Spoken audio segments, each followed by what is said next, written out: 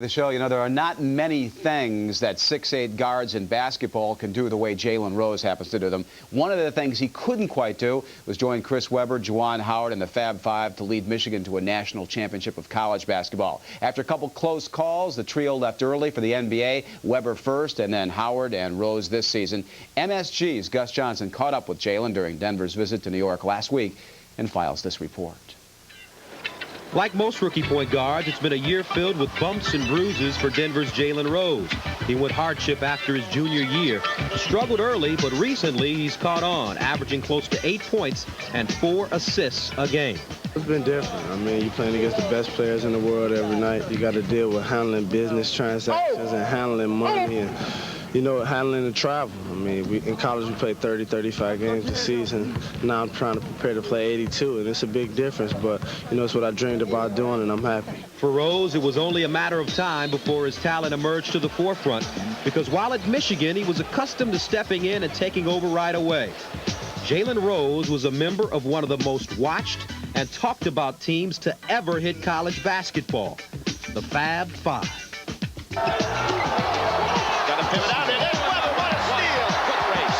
Webber with Williams behind him. Forget it. Leitner throws it away to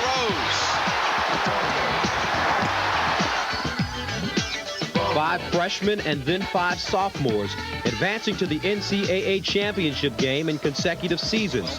It's something that may never happen again. What was that whole experience like for you?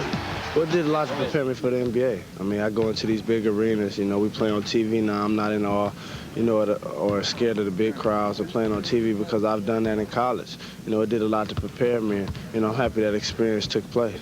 Now as a rookie and even as a freshman in college, Rose has always shown a maturity on the floor, almost as if he's been there before. And in a way, he has. In 1967, the Detroit Pistons selected Jimmy Walker out of Providence College with the first pick in the NBA draft.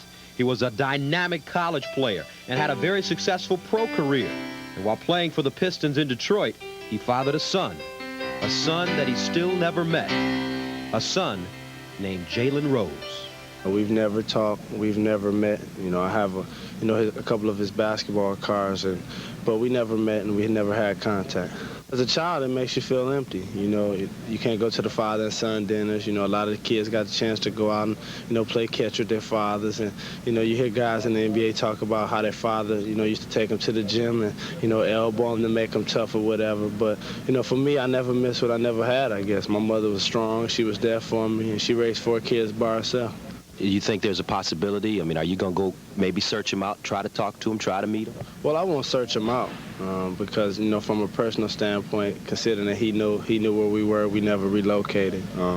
And I don't know how that would make my mother feel because I don't know, you know, on what terms they left.